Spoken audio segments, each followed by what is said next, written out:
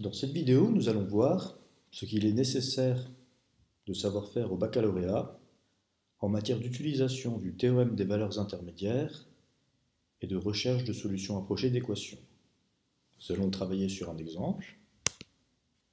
On considère la fonction définie sur R par f de x égale 2x³ moins 3x² plus x plus 1. Et on nous demande de démontrer que l'équation f de x égale 0 admet une solution et qu'elle est unique, de démontrer que l'équation f de x égale 2 admet une solution et qu'elle est unique, et enfin de donner une valeur approchée au millième de ces solutions. Voyons graphiquement à quoi cela correspond. On a tracé la courbe représentative de f. Il est graphiquement clair qu'il existe bien une valeur alpha de la variable x, telle que f de x soit égal à 0. De même, il existe bien une valeur bêta de la variable x, telle que f de x soit égal à 2. Il nous faut démontrer cela rigoureusement. Pour cela, on va étudier les variations de f. Et pour étudier les variations de f, nous allons calculer sa fonction dérivée. F étant une fonction polynôme de degré 3, elle est dérivable, et pour tout x réel, nous avons l'expression de f' de x suivante. F' de x égale 6x² moins 6x plus 1.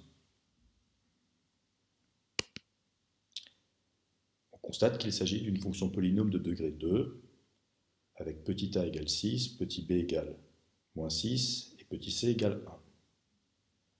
Nous savons étudier ce type de fonction en calculant le discriminant, delta, qui est égal à b carré moins 4ac. Le calcul nous donne delta égale 36 moins 24, delta égale 12. Delta est donc le carré de la racine carrée de 12. 12 est le produit 4 fois 3. La racine carrée de 4 fois 3 est égale à la racine carrée de 4 fois la racine de 3.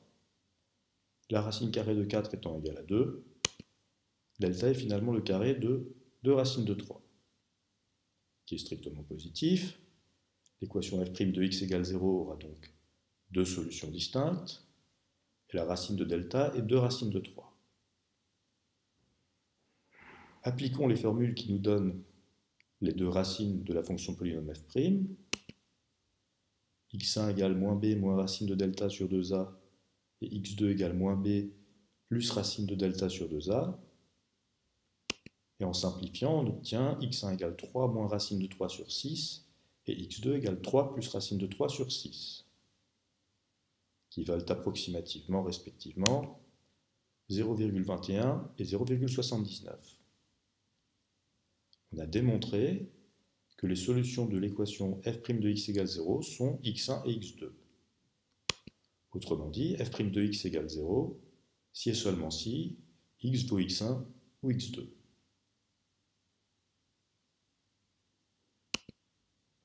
Voyons graphiquement à quoi cela correspond. On a toujours en vert la courbe représentative de f, et on a tracé en bleu la courbe représentative de f'. Les solutions de l'équation f' de x égale 0 sont x1 et x2. Ça correspond au point d'intersection de la courbe bleue avec l'axe des abscisses. Et cela a pour conséquence, étant donné que la fonction dérivée change de signe en passant par x1 et en passant par x2,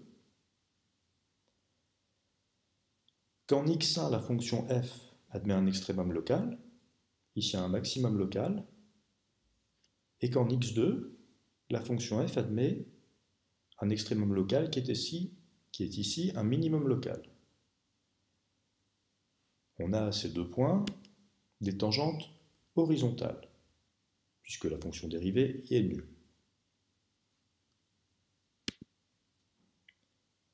Étudions maintenant le signe de la fonction f', qui, comme nous le savons, est une fonction polynôme de degré 2. Nous connaissons la règle, elle est du signe de son coefficient dominant, a, qui ici est 6, sauf entre ses racines.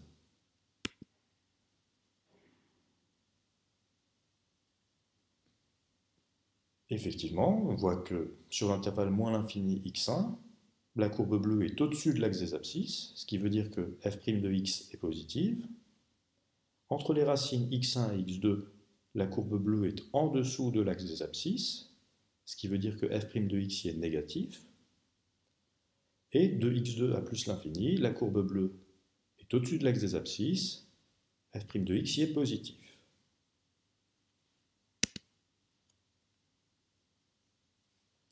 On constate qu'on a trois intervalles à considérer. L'intervalle allant de moins l'infini à x1, l'intervalle allant de x1 à x2, l'intervalle allant de x2 à plus l'infini. Nous avons l'alternance de signes pour la fonction dérivée, positive, négative, positive. Le signe de la fonction dérivée nous donnant le sens de variation de f, on obtient que sur le premier intervalle, la dérivée étant positive, c'est-à-dire les tangentes étant toutes de coefficients directeurs positifs, la fonction f est croissante sur l'intervalle moins l'infini x1. Sur l'intervalle x1, x2, la dérivée étant négative, la fonction est décroissante. Et sur l'intervalle x2 plus l'infini, la dérivée étant positive, la fonction est croissante. Ce qui est bien conforme avec le graphique. Il est possible de synthétiser ces résultats dans un tableau de variation. De moins l'infini à x1, f est croissante, de x1 à x2, f est décroissante, et de x2 à plus l'infini, f est croissante.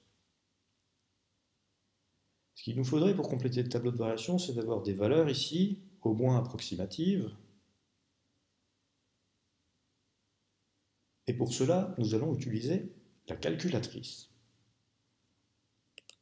Voyons comment trouver des valeurs approchées, des encadrements suffisamment précis, des valeurs f de x1 et f de x2, qui sont des extrémums locaux.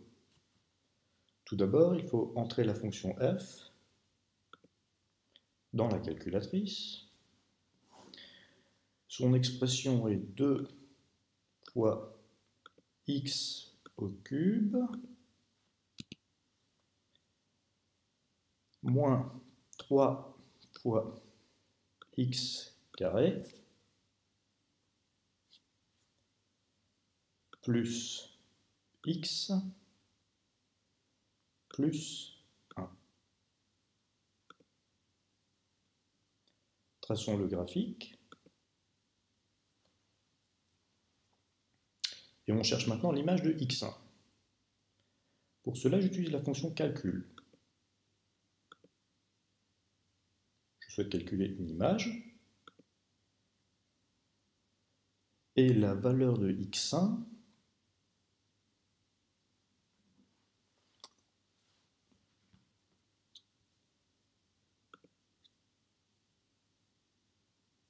est de 3 moins racine de 3 sur 6.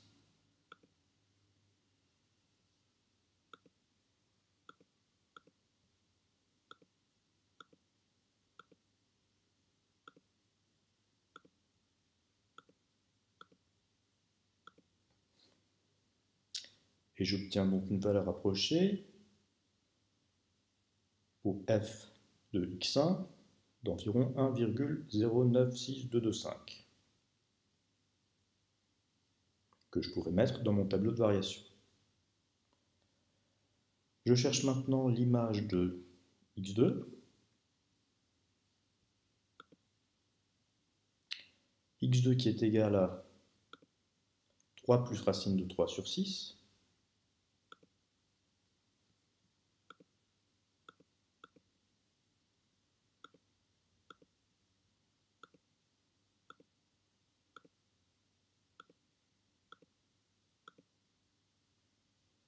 Et j'obtiens pour image de x2, f de x2 égale environ 0,903775.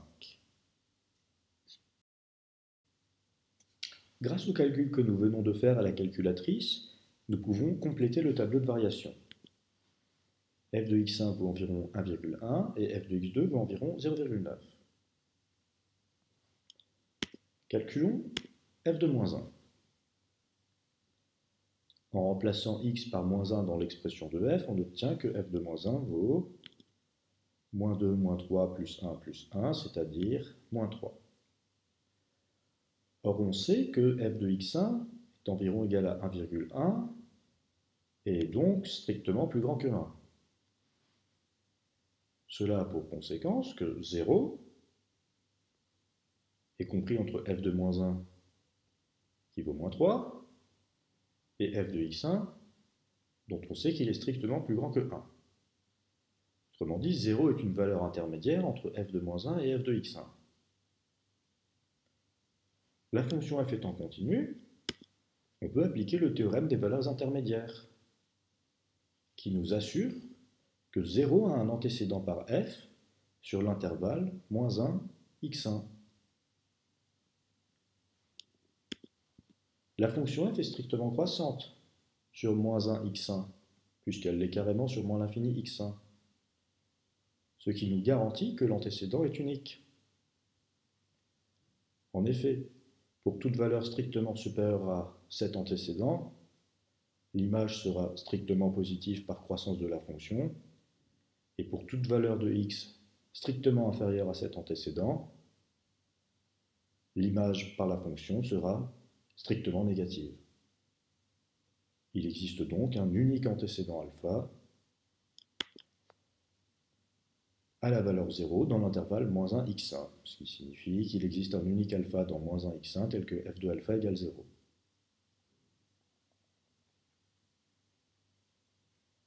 Mais nous voulons montrer que l'équation f de x égale 0 a une unique solution sur tout l'ensemble des réels. On a montré que c'était le cas dans l'intervalle moins 1 x1. Voyons voir ce qui se passe ailleurs. Ce premier point est très important. Que se passe-t-il entre moins l'infini et moins 1? F est strictement croissante, et f de moins 1 égale moins 3, qui est strictement inférieur à 0. Par définition de ce qu'est une fonction strictement croissante, pour tout x dans l'intervalle moins l'infini moins 1, la valeur de l'image f de x sera inférieure à l'image de la borne de droite, qui est f de moins 1 égale moins 3. Et si pour tout x dans l'intervalle moins l'infini moins 1, f de x est strictement plus petit que moins 3, l'équation f de x égale 0, il n'y a pas de solution. Deuxième point, l'équation f de x égale 0 n'a pas de solution dans moins l'infini moins 1. Il nous reste à regarder ce qui se passe au-delà de x1. Le tableau de variation nous permet d'affirmer que le minimum de f sur l'intervalle x1 plus l'infini est atteint en x2, et on sait que f de x2 est strictement plus grand que 0,8, puisque f de x2 vaut environ 0,9. Puisque sur tout cet intervalle, f de x est strictement plus grand que 0,8, l'équation f de x égale 0, il n'y a pas de solution. On a donc finalement les trois points suivants. Dans l'intervalle moins 1 x1, il existe un unique alpha tel que f de alpha égale 0. À gauche de cet intervalle, l'équation f de x égale 0 n'a pas de solution. Et à droite de cet intervalle, l'équation f de x égale 0 n'a pas de solution. Conclusion, l'équation f de x égale 0 admet pour unique solution alpha, dont on sait qu'il est compris entre moins 1 et x1, sur l'ensemble des réels. ce qui répond à la première question. Intéressons-nous à la deuxième question. Allons un peu plus vite cette fois-ci. On constate que f de 1 égale 1 par le calcul. Il suffit de remplacer x par 1 dans cette expression. Que f de 2 égale 7. Ce qu'on obtient en calculant. 2 est donc une valeur intermédiaire entre f de 1 et f de 2, puisque 2 est compris entre 1 et 7. La fonction étant continue sur l'intervalle 1, 2, le théorème des valeurs intermédiaires nous garantit l'existence d'un antécédent à la valeur 2 par f, qu'on appelle bêta. Pourquoi cet antécédent est unique? Sur l'intervalle 1, 2, f est strictement croissante, car nous savons que f est strictement croissante sur x2 plus l'infini. Et nous savons que x2 est inférieur à 1. Que se passe-t-il pour des valeurs de x inférieures à 1? On sait que le maximum de f est atteint en x1 et que ce maximum vaut environ 1,2. Donc pour toutes les valeurs de x inférieures à 1, l'image f de x sera toujours strictement inférieure à 1,2 et n'atteindra donc jamais 2. Que se passe-t-il pour des valeurs de x plus grandes que 2? La fonction est strictement croissante sur 2 plus l'infini. Donc pour tout x plus grand que 2, f de x sera plus grand que 7 et ne pourra donc pas être égal à 2. En conséquence, il existe une unique solution bêta sur tout R à l'équation f de x égale 2. Voyons maintenant comment utiliser la calculatrice pour trouver des valeurs approchées des solutions alpha et bêta. Nous avons déjà entré l'expression de f de x. Son graphique est déjà tracé. La valeur alpha que nous cherchons est l'abscisse du point d'intersection de la courbe avec l'axe des abscisses qui est ici. Pour cela, il faut utiliser la fonction qui est dans le menu calcul, qui s'appelle racine. La calculatrice me demande une borne gauche. Je dois me placer à gauche du point que je cherche, du point dont je cherche l'abscisse. Je valide. La calculatrice me demande une borne droite. Je dois me placer à droite du point dont je cherche l'abscisse, du point d'intersection qui est ici. La valeur initiale n'a pas grand intérêt pour moi. Et j'obtiens une valeur approchée pour alpha. Moins 0,39861, ce qui arrondi au millième donne moins 0,398. Cherchons maintenant une valeur approchée de bêta, c'est-à-dire l'abscisse du point d'intersection avec la droite d'équation y égale 2. Pour faire apparaître la droite d'équation y égale 2 sur le graphique, je peux tracer la fonction constante constamment égale à 2.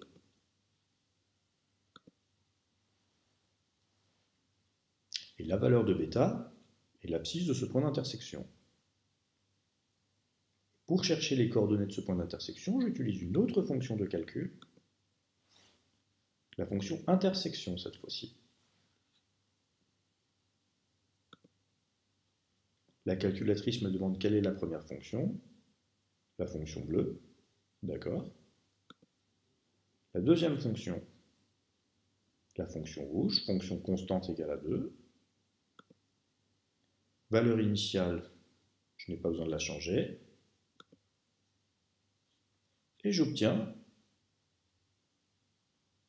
les coordonnées du point d'intersection de la courbe bleue et de la courbe rouge, dont l'abscisse est une valeur approchée de bêta, à savoir 1,398161, ce qui arrondi au millième donne 1,398.